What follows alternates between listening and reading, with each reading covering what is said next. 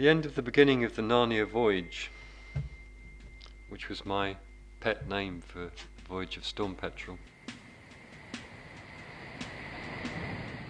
I was exhausted and needed to pause for the winter. Even in southern Europe, the weather closes the ports for days at a time.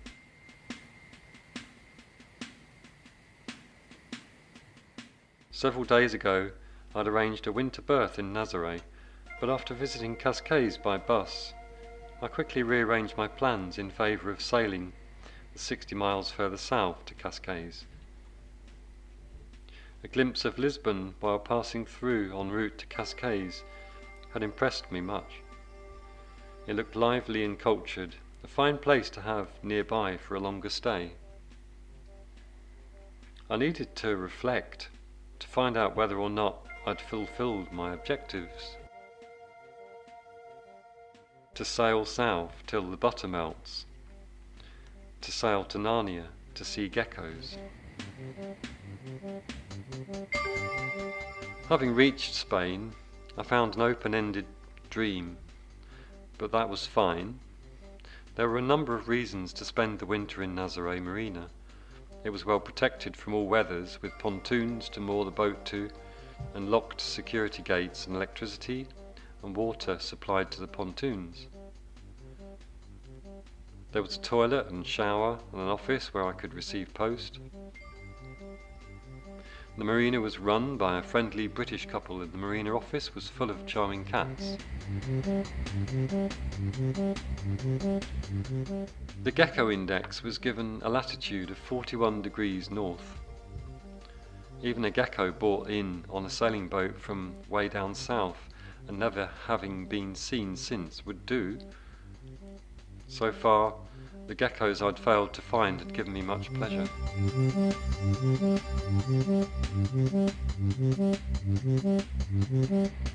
Things in foreign countries have to be more impressive. Mountains must be twice, no, 3 times higher and steeper. Animals must be exotic colours or really big. Instead I saw miniature ants on a whitewashed wall in Sitio, a town on top of the cliff overlooking Nazaré. They were almost too small to recognise as ants.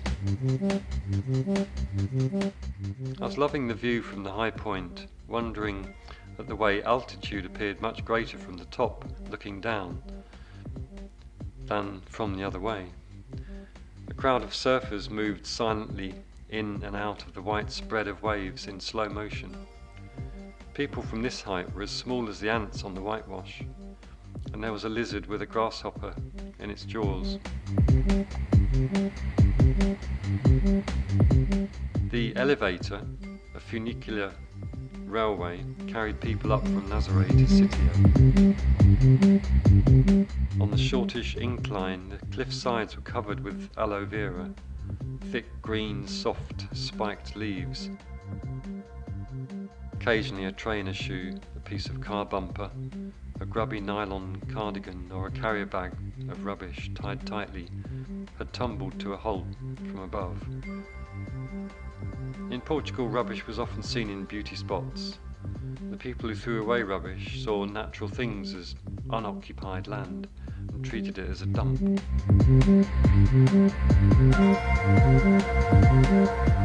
At the top of the sloping terminus of the elevator, I emerged almost immediately onto a terrace with a couple of cafes, a couple of cars, a couple of cats, dogs, and a man selling nuts.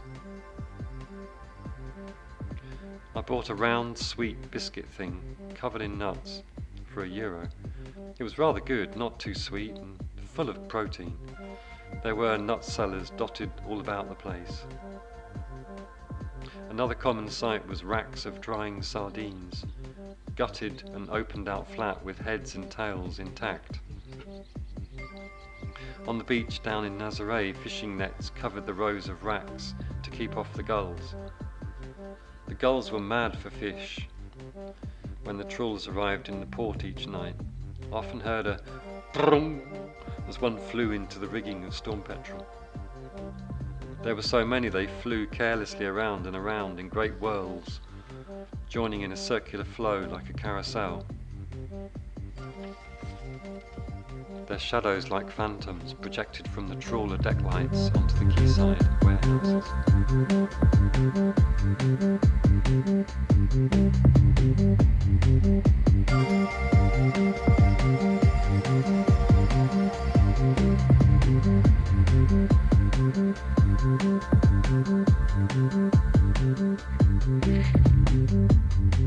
I found a flat cornice to sit on. The nut seller threw a plastic sheet over his stall to have lunch. Then I strolled amongst the whitewash alleys looking for geckos, but saw only the occasional dog turd and graffiti. Someone dressed in loose-fitting, sandy-coloured corduroy trousers with a thick check shirt and a flat cap, the typical wear of local fishermen, beckoned me to the shady wall where he stood with a box of dried sardines. His fingers eased some flesh away from the line of fine bones, and he offered me a taste, which I was pleased about, having seen the local speciality but not tried it. As he offered me the morsel, his hand and head came together slightly in a brief eating gesture. I reciprocated by bringing the fish meat up to my mouth, and he nodded encouragingly. Portuguese sun-dried sardines were obviously going to be the savoury equivalent of the peaches of La Coruna, a discovery of imminent Portuguese taste. My teeth closed onto the morsel with a taste of strong salt. The next chew brought strong fish. The next even stronger salt with even stronger fish. I even thought I might blow it all out of my mouth, as a cyclist would a fly. But he was smiling and nodding next to me. It was really nasty. I felt like a spaniel which had found a rotting herring on a beach, chewing the rancid morsel in a neurotic act of self-denial. To tell him I was dubious about the fish, I held my hand out flat, palm down, and tipped it side to side, trying to convey polite uncertainty towards the flavour. Misreading my signal, he shook his head, saying, "No, no," as he made the movement of a fish swimming with his flat hand held on its side, and wiggled it forward. "No, no," I said, trying to make him understand. I was not saying the fish was a flatfish, like a Dover sole, but that I was wavering about the flavour. He insisted by showing me again the swimming fish of his hand. I walked away disappointed that the pleasant taste of the nutty biscuit snack had been displaced by rancid fish. The fingers of my left hand, which had taken the piece of fish, smelt like a piss-soaked alley on a hot day.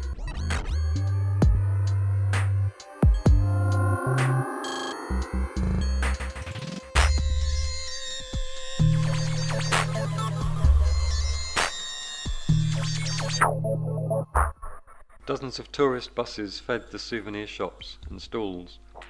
People shopped off-handedly, buying mass-produced clutter from typical locals who sat in typical stalls. There were sunglasses, typical crafts of the region, metallic sparkle, multi-windmills and other rubbish.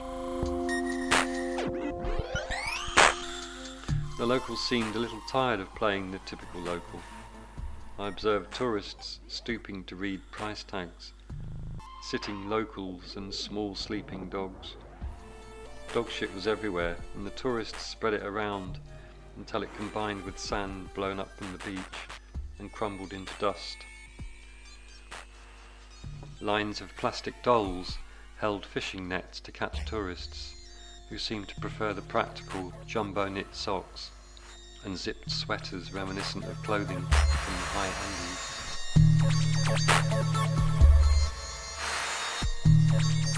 It was now the beginning of the long passage of winter, and the weather unsettled. After a few days of cloudy rain and cool temperatures, it turned as hot as mid-August in southern UK. In the evenings, which were now dark early, one could spend time with very light clothing on and sleeping was stuffy and hot. Other nights were much cooler. Other boats I'd met before arrived in the warm spells. The Swedish couple from Bayona arrived in their beautiful red ketch, still with stocks of Danish bitters aboard. A UK sailor who had built a boat I found to be one of the most appealing boats I've ever seen turned up from Leshuoish. He was full of sailing and told me, I approached a Vero entrance, but it was getting dark. I could not work out the lights and I didn't fancy attempting to enter. I knew the swell of the last few days would make Aveiro a really tricky place to enter. The Swedish couple came via Figueira de Foz. They told me the entrance there was closed until the swells abated.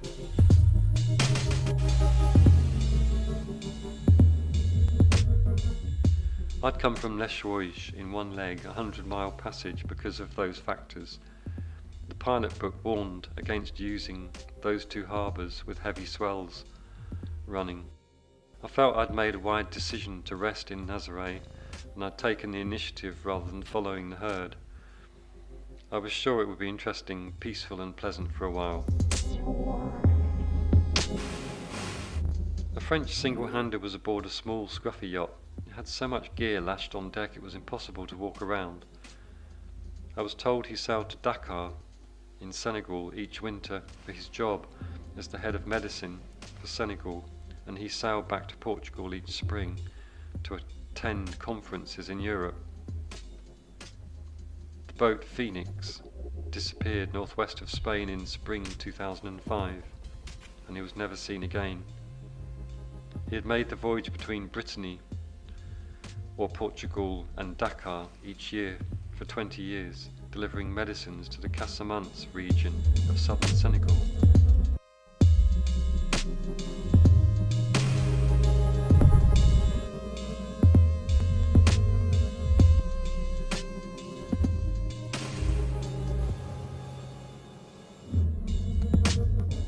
October the 27th, 2002. Peniche was a port sheltering under the rock cliffs of Cabo Cavuero. High on the cape, a lighthouse looked out to a group of small rocky islands. The nearest Ilha de Belenga was 5 miles out to sea and designated as a nature reserve. I found the protected species of the island a little mundane. A poster advertised the islands with pencil drawings of a lizard, a seagull, and a cormorant. A resident gecko population or whales to be seen from the further cliffs of Ilha de Belenga, or even better, some funny cat-like creature rarely occurring in Europe, would be worth a visit. Seagulls, cormorants and common lizards would fill the tourist trip boats, but as a confirmed gecko hunter I would not be looking for that. Islands are best viewed from afar as an island, as separate and out of reach.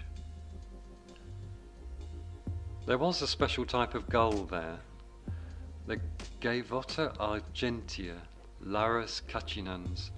My book, Seabirds of Northern Hemisphere, did not have a Larus cacinans. However, I did not know how this one differed from a regular seagull. My bird book was chosen for its price of $1.99 in a discount bookshop in Bristol. When I reached the till to pay for it, I was told it had been reduced further to just 99p, and I almost put it back as if there just had to be something amiss with it at that price. My preferred choice of reference book of seabirds was priced beyond my budget. At the point of leaving Bristol, the days were pockmarked by new expenses, so I refrained from buying a proper Seabirds of the World book at £20. At that stage I could not be sure the voyage would reach beyond the Bristol Channel.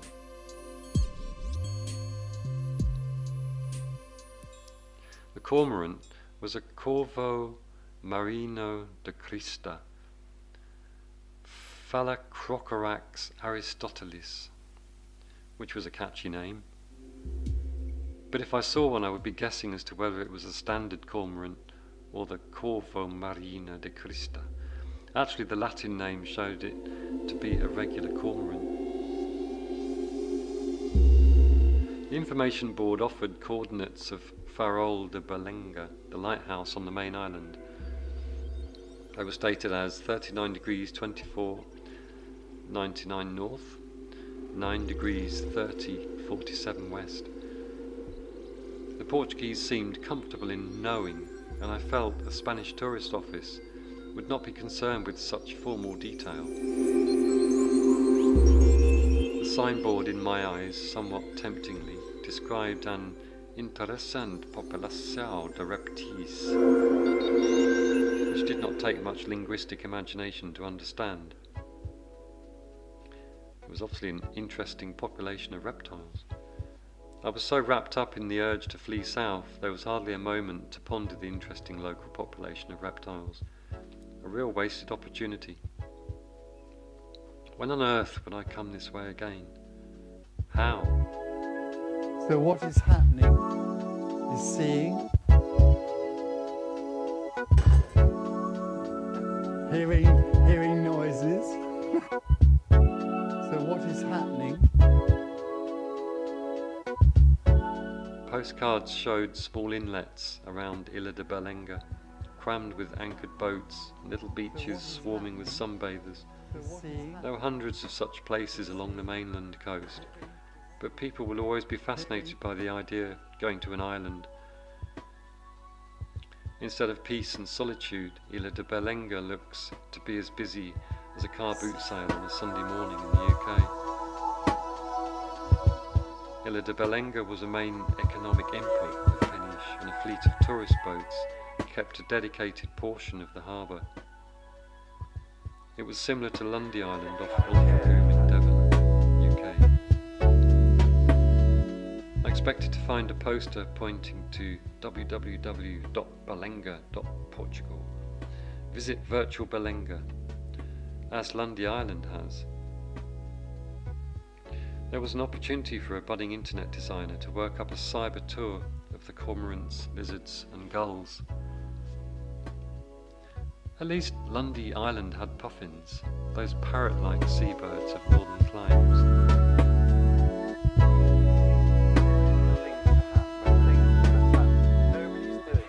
I remained fascinated by the sight of the little wall lizards, wiggling, stopping, wiggling, then gone into a crevice. I wondered what it was I found so joyous about lizards. As a child, I kept a pair of South American green iguanas. Does anybody do it on a chair? They lived harmoniously for a couple of years, but one day the larger one almost killed the smaller. Big Iggy, the bully, was given to a school with an enlightened biology department with a spacious cage, and thus awarded the larger kingdom he had bloodily clawed his way towards.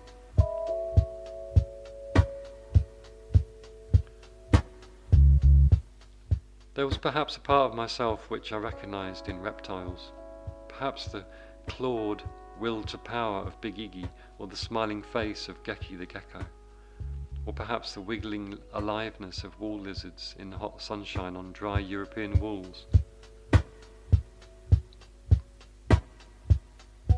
Meanwhile, I found myself walking next to crumbling walls in the southern European midday sunshine, and feeling the sudden joy of noticing the movement of one of those glittering little creatures.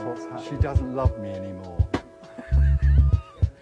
When I was little, I wanted to work in the reptile house of London Zoo, and maybe I should have been a herpetologist, with 3 fingers missing and an eye wound from some angry monitor lizard.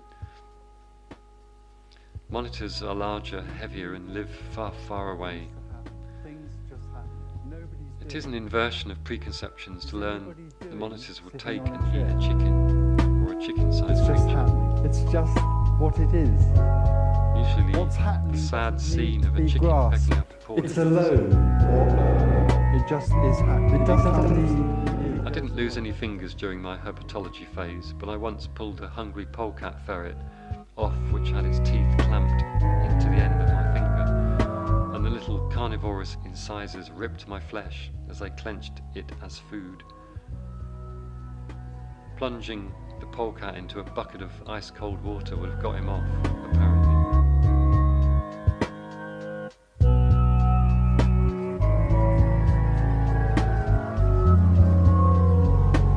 Always what happened. All of the ports I'd stayed in down the coast of Portugal had leaflets containing a map of the town, a list of telephone numbers of local services and government departments, photographs of the must-see sites, and a few paragraphs describing the place written and signed by a local significant person. The covers of these promotional leaflets always had a smiling woman dressed in traditional costume. The leaflet describing Peniche differed by having a picture of a dramatically overhanging rock cliff edge. A man cast a fishing rod close to the edge against the azure Atlantic Ocean. Slightly less touristy and more of a working town, Peniche had fishing as the main industry besides trip boats. And what also to the happens Beyerdynamic. is a sense of being someone. What also happens is a sense... I'd sailed around Cabo Calvuero, the rocky headland depicted in the brochure, with a huge sunset stretching from the southeastern horizon to the northwestern sector. The light was falling quickly, and an astonishing number of small boats materialized from all quarters, as if out of nowhere. Like an invasion force, suddenly they were all headed at full speed towards the harbour mouth, most of them without lights. There were 40 or 50 boats, from little open dinghies with a 7 horsepower outboard motor, to sports fishers with a pair of 90 horsepower outboards clamped on the stern. One or two went very fast, their lights crossed the Armada like a peregrine falcon through a flock of sparrows. A fast, rigid, inflatable boat with young and handsomely bearded men aboard sped past very close. They looked like divers or surveyors, or maybe they worked on the nature reserve of Ilha de Belenga. There was a trace of challenge in their passing so fast and so close, and Storm Petrel's red ensign glowed deep bloody red in the colossal sunset. Peniche was the scene of a landing in 1589 by an English force. Perhaps this history was being alluded to in a challenging way the fast boat rushed past. The older fishermen in the massive boats approaching the moles made no such comment with their wakes and their courses. They simply took the most direct route into harbour. Once through the outer entrance, the boats around me slowed to a similar pace and settled fairly close to each other in the relatively narrow space between the two stone arms of the harbour. I spotted a sports fishing boat showing just one light coming out of the harbour against the incoming horde. I swung over to starboard to pass it on the left-hand side.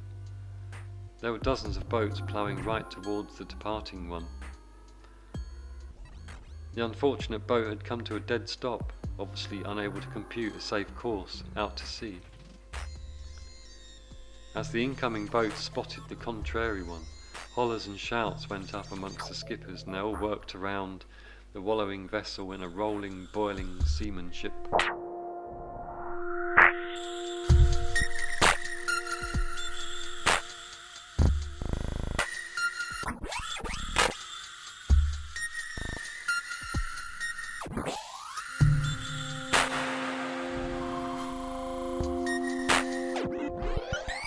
I found the visitors' pontoon and moored near a French yacht. Later I met Jean-Charles from Loch Tudy, near the Ile de Glenan in Brittany. He was an architect. He made me aware of the interesting buildings in Portugal, particularly Porto and Lisbon. They were buildings put there by the Phoenicians, Moorish forts and various colonial-style residencies, which looked like film sets for Pink Panther movies, i.e. where diamond thieves would live. Many derelict mansions overlooked the ocean where old money had lost its hold. Stainless steel railings edging the cliffs near Cascais were described by a Swedish yachtsman as Euro money, We all knew what he was saying and what he meant. Running a sailing boat brings acute awareness of the cost of anything fabricated in stainless steel. It does not corrode, and when polished it looks smart for years. It is very expensive. However, none of us quite knew whether Matt's observation was a critique or a celebration of the European project. When he said it, the phrasing was in the style of a Texas oil man pointing out recent urban development, saying, "Oil money." If the comment was a critique, then it was a subtle dig at the way European money was being spent on regenerating smart railings for tourists, while the rest of the world continues to fall off the cliffs.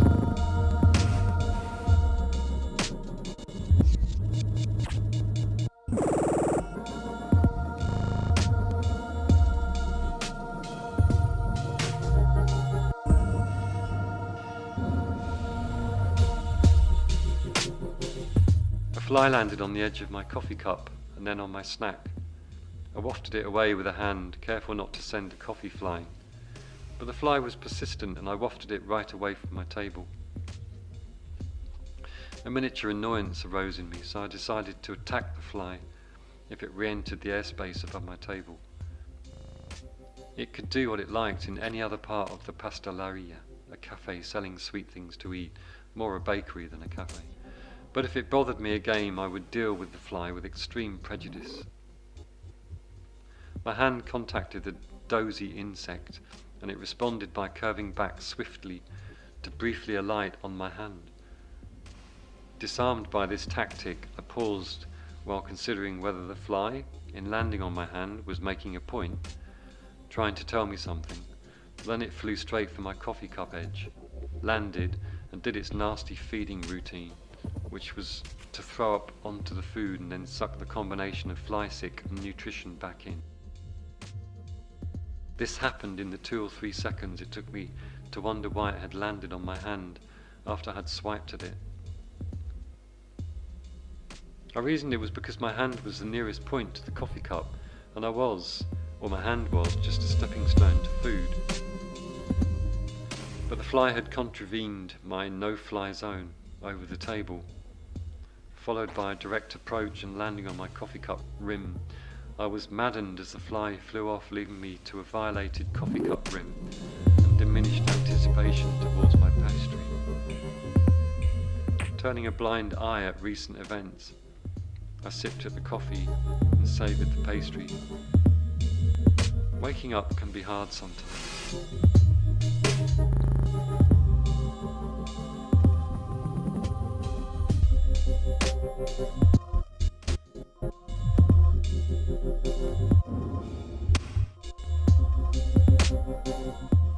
One day I found the north side of Cabo Caveiro, where there were large fishing boats being constructed from sawn timbers. Whole trees sliced into planks were laid out on trestles to dry.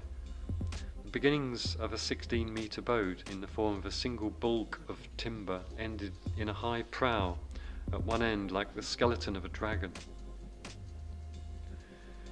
Ribs had been fixed, which were made from Y sections cut from branching trees. It was beautiful work. The joins between the planked hulls were closely fitted along the entire length of a boat. I was told by a friend whom had taken me to this wonderful sight, the planked hulls do not swell when the boats are launched, because they do not let water in between the planks. With a good coat of paint, the boats do not soak up water and swell, as the ones in the UK do. In the UK, a wooden planked boat almost sinks for the first few days while the wood swells until the gaps close tight. I suspected this information to be hyperbole, but with language difficulties and busy boat builders, I doubted I could ask for any clarification.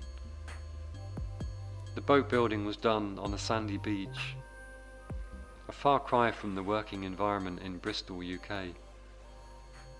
John Smith, a Bristol shipwright, would often answer my technical queries while laying on his back in the soggy boatyard mush. The mush was a mixture of the UK winter rains and the pressure-washed coatings paint, barnacles, slime, sawdust, rotting wood, rusting fixings, and cigarette butts of hundreds and hundreds of vessels. John Smith turned many a forlorn ship back into a dreamboat.